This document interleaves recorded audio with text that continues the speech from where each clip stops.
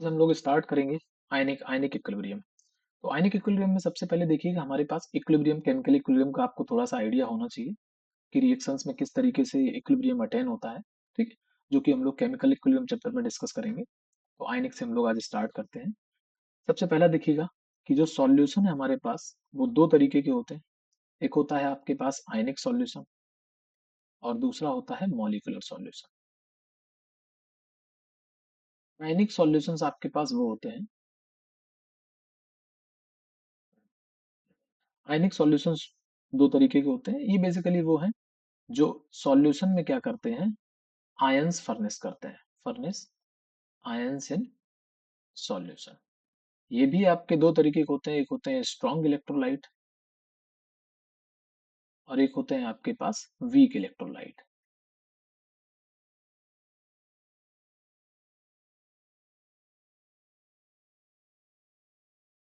Strong electrolyte और एक होते हैं वीक इलेक्ट्रोलाइट। जो आपके पास स्ट्रॉन्ग इलेक्ट्रोलाइट होते हैं ये जब सॉल्यूशन में जाते हैं तो 100% इनका डिसोसिएशन हो जाता है। ये पूरी तरीके से अपने आयंस में ब्रेक हो जाते हैं, जबकि जो वीक इलेक्ट्रोलाइट होते हैं ये पूरी तरीके से नहीं, ये पार्शियली डिसोसिएट होते हैं, partially dissociate into its ions. अच्छा, दूसरे इसी में एक हो जाता है कैटेगरी आपका जिन्हें हम बोलते हैं नॉन इलेक्ट्रोलाइट। नॉन इलेक्ट्रोलाइट आपके वो कंपाउंड होते हैं जो डिसोसिएट ही नहीं होते हैं, they do not dissociate in water.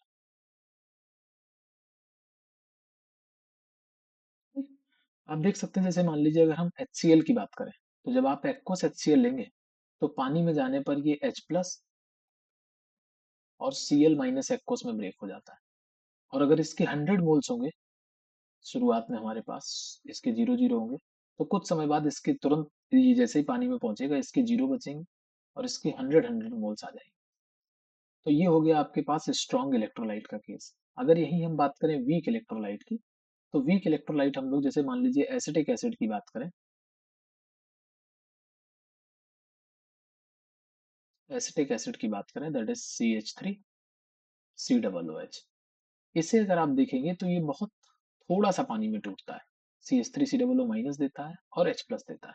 अगर मान लीजिए मैंने इसके 100 मोल्स लिए, इसके 0 0 थे, तो हो सकता है समय के साथ इसके केवल और केवल 3 या 4 मोल्स डिसोसिएट हुए और इसके 3 बने, इसके 3 बने। तो यहाँ पर हमारे पास 9, सॉरी यहाँ पर 4 बने और 4 बने, क्योंकि 1 मोल से इसका 1 मोल बनता है।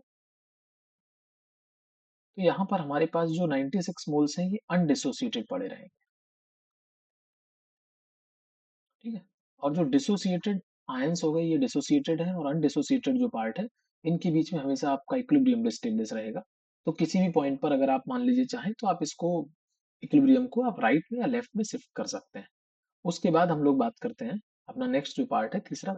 जैसे मान लीजिए हम ग्लूकोज की बात करें, दैट इज C6H12O6। ये पानी में जाने पर किसी भी प्रकार के आयंस नहीं देता, तो ये आपके पास क्या हो गया जाके नॉन इलेक्ट्रोलाइट। इसे हम लोग किस में रखते हैं, नॉन इलेक्ट्रोलाइट में। ठीक है, उसके बाद आ जाइए स्ट्रॉन्ग इलेक्ट्रोलाइट जो आपके पास होते हैं, ये आपके पास स्ट्रॉन्ग एसिड हो सकते हैं, स्ट्रॉन्ग बेस हो सकते हैं, या फिर जो आपके सॉल्ट्स होते हैं।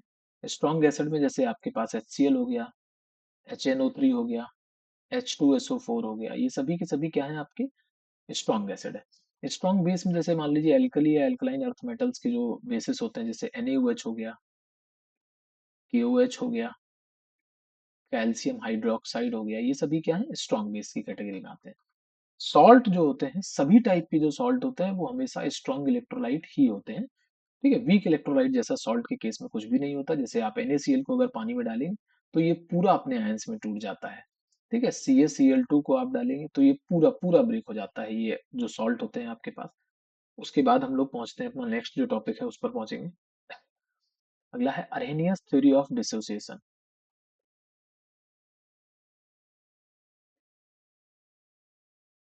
Of dissociation. ये केवल और केवल वीक इलेक्ट्रोलाइट के लिए एप्लीकेबल है। किसके लिए, वीक इलेक्ट्रोलाइट्स के लिए, only applicable for weak electrolytes. ठीक, अब आप इसमें देखेंगे जैसे मान लीजिए हमारे पास कोई वीक इलेक्ट्रोलाइट है AB, और ये आपका एक्वस मीडियम में A+ में ब्रेक होता है और B- में ब्रेक होता है। तो इसका जो इक्विलिब्रियम कांस्टेंट होगा वो कैसे लिखा जाएगा? It will be concentration of A plus into concentration of B minus divided by concentration of A B, इस तरीके से लिखा जाएगा।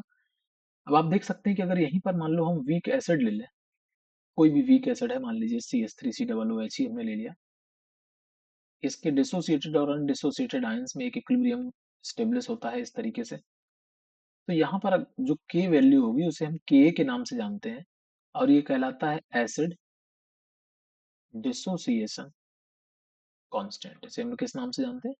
Acid dissociation constant. और के की जो वैल्यू होती है वो हो जाती है CH3COO minus divided by CH3COOH और ऊपर ही इंटू H प्लस। तो ये एसिड डिसोसिएशन कांस्टेंट का फॉर्मूला हो जाता है। इस तरीके से हम इसको रिप्रेजेंट करते हैं के को, क्योंकि यहाँ पर इक्विलिब्रियम आ गया है। ठीक है, तो यही यही चीजें इन्होंने बताई। अरेनियस जो थ्योरी ऑफ डिसोसिएशन है वो यही बताता है कि एक इक्विलिब्रियम एग्जिस्ट करता है अनडिसोसिएटेड आयंस और डिसोसिएटेड आयंस के बीच में, और इस तरीके से हम इसका के वैल्यू लिख सकते हैं। सेम फॉर के बी, अगर कोई आपका वीक बेस होगा तो फॉर बेसिस, वीक बेस के लिए हम लोग के बी लिखते हैं, जिसे हम लोग बेस डिसोसिएशन कांस्टेंट बोलते हैं।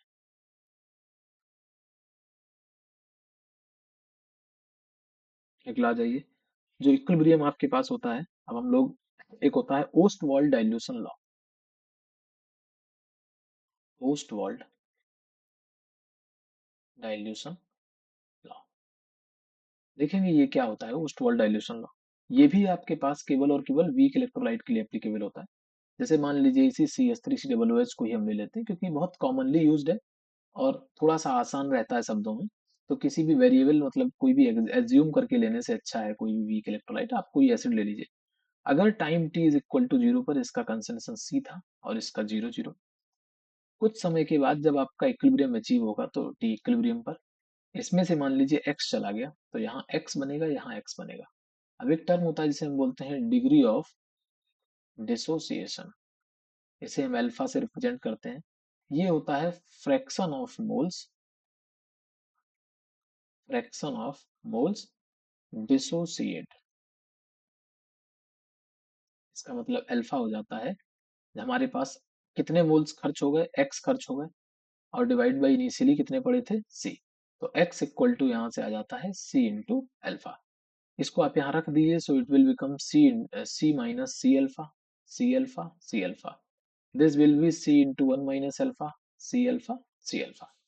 अब आप आगे देख लेंगे, यहाँ से अगर हम k की वैल्यू रखेंगे तो वो क्या हो जाएगी, CH3COO minus into H plus upon CH3COOH, which will come out to be C alpha into C into 1 minus alpha, C alpha into C alpha upon C into 1 minus alpha, C से C cancel हो गया, it will be C alpha square upon 1 minus alpha। अच्छा, अगर हम ये weak electrolyte के लिए बात करते हैं, फॉर वीक इलेक्ट्रोलाइट्स जो अल्फा की वैल्यू होती है वो 1 से बहुत कम होती है। ठीक है, अगर कंसंट्रेशन बढ़ती है तो अल्फा की वैल्यू 1 से बहुत कम होती चली जाती है, तो 1 माइनस अल्फा को हम 1 के इक्वल मान लेंगे। तो यहाँ से k इज इक्वल टू हो जाता है C अल्फा स्क्वायर।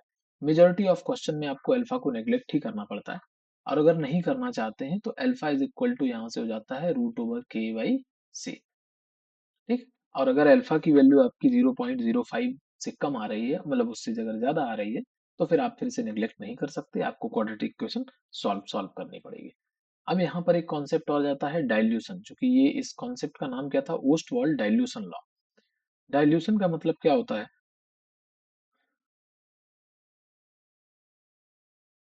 देखिए, डाइल्यूशन का मतलब होता है कि 1 mole of substance, 1 mole of substance is present in how many litres, how many litres, कि भाई 1 मोल जो है सब्सटेंस का वो कितने लीटर में प्रेजेंट है।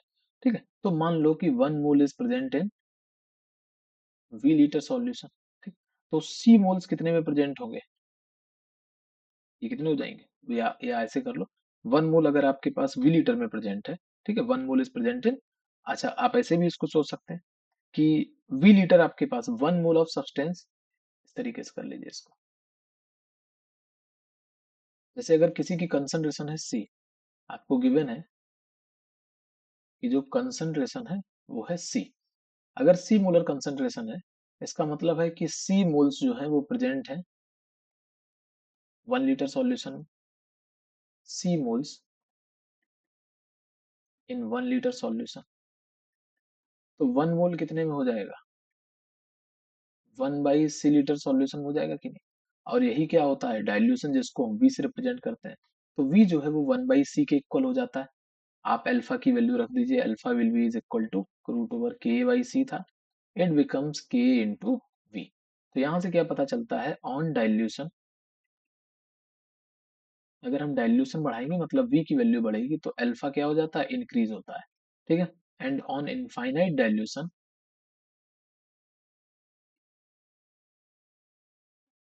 जो अल्फा है वो क्लोज टू किसके हो जाता है, 1 के। इसलिए क्या होता है, ये अब स्ट्रॉन्ग इलेक्ट्रोलाइट की तरह बिहेव करने लगता है। इनफाइनाइट डाइल्यूशन पर जो वीक इलेक्ट्रोलाइट है बिहेव्स एज स्ट्रॉन्ग इलेक्ट्रोलाइट। ये देख लीजिए, ये स्ट्रॉन्ग इलेक्ट्रोलाइट की तरह आपका काम करता है। ठीक है।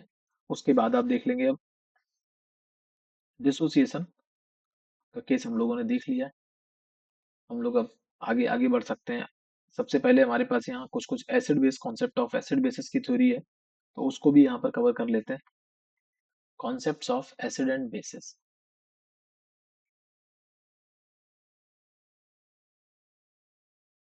Acids and bases. सबसे पहला हमारे पास जो कॉन्सेप्ट आया वो आया Arrhenius theory, Arrhenius concept of acid and base.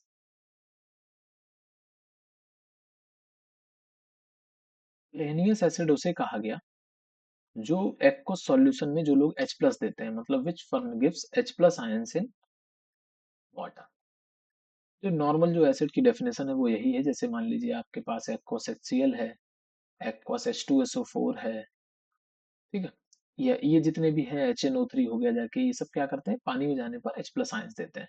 और अरहेनियस बेस किसे बोला गया, जो पानी में जाने पर OH माइनस आयंस देते हैं। यहाँ पर पानी बहुत ज्यादा इंपॉर्टेंट था, आयंस इन वाटर। ठीक है। क्योंकि पानी में ही ये लोग आपके आयंस देते हैं। जैसे आप NaOH को देखेंगे, आप KOH को देख सकते हैं, आप कैल्शियम हाइड्रोक्साइड को देख सकते हैं। तो ये लोग क्या करते हैं, पानी में जाने पर OH माइनस आयंस का OH माइनस आयंस आपके प्रोवाइड करते हैं। लेकिन अभी यहाँ पर दिक्कत ऐसी राइज हुई कि जो लोग पानी में डिजोल्व भी नहीं होते उनके लिए क्या करेंगे। तो दूसरी डेफिनेशन आपके पास आई, Bronsted Lowry concept of acid and base. तो देखिएगा, Bl एसिड का नाम देखिए कैसे दिया गया, इन्होंने डेफिनेशन में थोड़ा सा चेंज किया। इन्होंने कहा जो भी लोग प्रोटॉन डोनर होंगे, पानी की कंडीशन को यहाँ से हटा दिया, प्रोटॉन का मतलब H प्लस ही होता है। ठीक है। तो जो भी लोग H प्लस डोनर होंगे या प्रोटॉन डोनर होंगे उन्हें रखा गया। तो यहाँ पानी की बिल्कुल भी कंपलसरी नहीं था। और Bl बेस उन्हें बोला गया जो लोग प्रोटॉन एक्सेप्टर थे। ठीक है। ये एक छोटी सी बात इन्होंने बताई जो कि बहुत ज्यादा, इससे बहुत सारी चीजें एक्सप्लेन हुई, जैसे मतलब, और इन्होंने ये कहा कि जो एसिड और बेस होते हैं वो हमेशा कॉन्जुगेट पेयर में पाए जाते हैं, they are always found in pair. Conjugate acid base pair वो लोग कहलाए। जैसे जैसे मान लीजिए अमोनिया गैस है, इसकी रिएक्शन आप HCl से कराइए। HCl गैस के साथ अगर मैं अमोनिया गैस की रिएक्शन कराऊं, तो आप ध्यान से देखेंगे कि HCl क्या करेगा, अपना H प्लस इसको देगा। ठीक है। और ये इक्वेशन आपकी टर्न आउट हो जाएगी Cl माइनस प्लस यहाँ पर NH4 प्लस। अच्छा, HCl यहाँ पर एक एसिड की तरह काम कर रहा है, तो इधर साइड ये जो इसका बचा हुआ पार्ट है इसे कॉन्जुगेट बेस कहा गया। अमोनिया देखिए यहाँ पर एक बेस की तरह काम कर रहा है, क्योंकि H प्लस एक्सेप्ट कर रहा है, तो इसका ये जो पार्ट बना है इसे कॉन्जुगेट एसिड कहा गया। तो NH3 और NH4 प्लस आपस में क्या है, कॉन्जुगेट एसिड बेस पेयर है। ठीक है। ये NH3 कॉन्जुगेट बेस है और NH4 प्लस एक कॉन्जुगेट एसिड है उसका। HCl एक एसिड है, Cl माइनस उसका कॉन्जुगेट बेस है। तो उन्होंने यही बातें बताई कि एसिड और बेस जो है वो हमेशा एक कॉन्जुगेट एसिड बेस पेयर में पाए जाते हैं।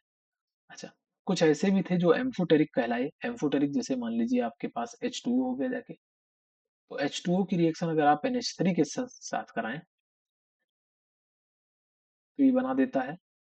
या आप H2O को लिख सकते हैं, जो इसका एक्वस फॉर्म है उसे हम लोग बोलते हैं NH4OH। अमोनिया का जो एक्वस फॉर्म है उसे हम लोग NH4OH बोलते हैं। पानी में जाएगा तो ये क्या करेगा, यहाँ से आपके पास जो OH माइनस है वो यहाँ से रिमूव हो जाता है। अभी समझने के लिए NH3 लिख लेते हैं, थोड़ा सा आराम रहेगा। यहाँ पर आप लिख लीजिए इसको NH3 प्लस H2O। अब आपको पता है कि ये क्या होता है, बेस होता है, ये तो न्यूट्रल कंपाउंड है। तो न्यूट्रल है लेकिन ये बेस है, इसलिए ये किसकी तरह काम कर सकता है, यहाँ एसिड की तरह। और ये अपना एक H प्लस इसको डोनेट करेगा तो ये बना देगा NH4 प्लस, और इसमें क्या रह जाएगा, OH माइनस। तो ये बेस है तो ये इसका कॉन्जुगेट एसिड है, ये एसिड है तो ये इसका कॉन्जुगेट बेस है। और ये देखिए इस तरीके से दोनों पेयर में पाए जाते हैं। ठीक है, यहाँ पर H2O देखिए एक एसिड की तरह काम कर रहा है। अगर यही H2O की मुलाकात अगर HCl से हो जाए तो ये क्या करेगा, यहाँ पर ये आपके पास एसिड है तो फिर इसे किसकी तरह काम करना पड़ेगा, बेस की तरह। और अब ये बन जाएगा, ये H प्लस देगा और ये बना देगा H3O प्लस। ये बेस है तो ये इसका कॉन्जुगेट एसिड है, और ये एसिड है तो ये इसका कॉन्जुगेट बेस है। ठीक है, तो जो H2O है वो यहाँ किसकी तरह काम कर रहा है, एसिड और बेस दोनों की तरह काम कर सकता है। तो इसको हम बोलते हैं कि ये नेचर में कैसा है, एम्फोटेरिक है। कैसा है ये नेचर में, एम्फोटेरिक है। ठीक, तो यही कॉन्जुगेट एसिड बेस पेयर्स होते हैं। जैसे दूसरा एक और लॉजिक आप देख सकते हैं, H3PO4 की अगर हम बात करें तो ये आपको सॉल्यूशन में जाने पर क्या देगा, पहले तो एक H प्लस देगा और बनाएगा H2PO4 माइनस। ठीक है, NaOH से अगर रिएक्शन होगी तो NaH2PO4 ये बना देगा। अगर मान लीजिए NaOH से रिएक्शन हुई तो बना देगा NaH2PO4। फर्दर रिएक्शन होगी तो ये बना देगा HPO4 2 माइनस, या फिर यहाँ Na2HPO4 बना देगा। फर्दर एक बार और रिएक्शन हुई तो बना देगा PO4 3 माइनस। ठीक है, ये क्या बन जाएगा, ये बन जाएगा Na3PO4। अब ध्यान से देखिएगा कि ये एक एसिड की तरह काम कर रहा है तो ये क्या है, इसका कॉन्जुगेट बेस इस रिएक्शन में। पर इस रिएक्शन में ये कंपाउंड किसकी तरह काम कर रहा है, एसिड की तरह, क्योंकि एक H प्लस लूज कर दे रहा है। तो अगर ये एसिड है तो ये कंपाउंड इसका क्या हो गया, कॉन्जुगेट बेस। अच्छा, इस थर्ड वाली रिएक्शन में ये एक एसिड की तरह काम कर रहा है तो ये क्या हो गया, इसका कॉन्जुगेट बेस। तो ये जो दो तीन एंटिटीज हैं हमारे पास, कहाँ गया, एक तो आपके पास जैसे मान लीजिए ये दिया गया है H2PO4 माइनस और HPO4 2 माइनस, ये दोनों नेचर में कैसे होंगे, इनको हम क्या बोलेंगे, we will call them amphoteric. क्या बोलेंगे, they are amphoteric in nature. ठीक है, जो अलग अलग रिएक्शंस में एसिड और बेस दोनों की तरह काम कर सकते हैं उन्हें एम्फोटेरिक बोलते हैं। देखिए कॉन्जुगेट एसिड भी है, कॉन्जुगेट बेस भी है, अलग अलग रिएक्शन बेस और एसिड की तरह काम करता है ये। ठीक, तो यही था Bronsted Lowry acid and base का कॉन्सेप्ट। उसके बाद एक और कॉन्सेप्ट आया कि मान लीजिए अगर आपके पास इक्वेशन के अंदर, अगर आपके पास Lewis concept of acid and base, Lewis concept of acid and base, अगर मान लीजिए आपके पास H प्लस है ही नहीं तो क्या आप क्या करेंगे, तो फिर ये कॉन्सेप्ट आए कि लुईस एसिड उन्हें कहा गया जो लोग लोन पेयर एक्सेप्टर होते हैं, जो भी लोग लोन पेयर एक्सेप्ट कर सकते हैं, और लुईस बेस उन्हें कहा गया जो लोग लोन पेयर डोनर होते हैं। ठीक, लोन पेयर एक्सेप्टर का मतलब क्या हुआ कि ऐसे लोग जिनके पास वैकेंट ऑर्बिटल होते हैं, या फिर इनके पास पॉजिटिव चार्ज होता है। जैसे मान लीजिए कार्बोकैटाइन है हमारा, ये क्या है, लोन पेयर एक्सेप्टर है।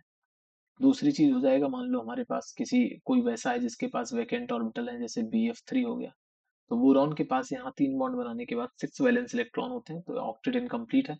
तो यहाँ पर इनकम्प्लीट ऑक्टेट और आप लिख सकते हैं कि जिनका ऑक्टेट ही नहीं पूरा है वो लोग भी हैं। ठीक है, जैसे यहाँ पर AlCl3 आ जाएगा, तो इस तरीके के जो कंपाउंड है BBr3 आ जाएगा, ये सभी क्या है, लुईस एसिड है। लोन पेयर डोनर वो लोग करेंगे जिनके पास लोन पेयर प्रेजेंट हो। दूसरी बात, नेगेटिव चार्ज हो सकता है, या फिर तीसरी चीज आप इन्हें न्यूक्लियोफाइल्स भी बोल सकते हैं, जबकि ये जो है इन्हें हम इलेक्ट्रोफाइल्स भी बोलते हैं। ठीक है, ये जो लुईस एसिड होते हैं ये इलेक्ट्रोफाइल भी कहलाते हैं। आप एग्जांपल देख सकते हैं, जैसे मान लीजिए H2O के पास लोन पेयर है, अमोनिया के पास लोन पेयर है। ठीक है, कोई भी और, जैसे मान लीजिए आपके पास Cl माइनस आपको दे के रखा है, तो ये सब क्या है, OH माइनस हो गया, ये सभी क्या है आपके पास लुईस बेस की तरह काम करते हैं, और ये लोन पेयर क्या करते हैं, डोनेट डोनेट करते हैं। ठीक है, आज के लिए इतना ही, अगला आयनिक इक्विलिब्रियम आपका नेक्स्ट नेक्स्ट लेक्चर में। Thank you.